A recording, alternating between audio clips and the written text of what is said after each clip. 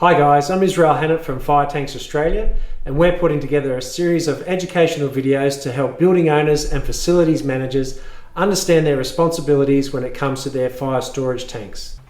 In today's video, we're going to cover how often your fire tanks need to be cleaned and inspected.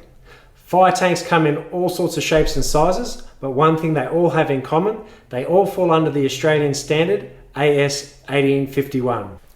Under the standard, in order to remain compliant and fulfill your duty of care, fire tanks are required to be inspected monthly, 6 monthly, yearly and 10 yearly, with the requirements of the lesser inspection to be carried out during the greater inspection.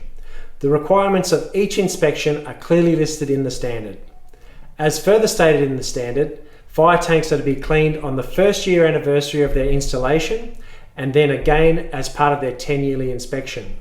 You may also be required to have your tanks cleaned more frequently, dependent on the sediment depth findings during your yearly inspections, or if the tanks are dual purposed for drinking water. If you found this video helpful, please give us a like or a thumbs up, and feel free to leave any comments or suggestions for future videos.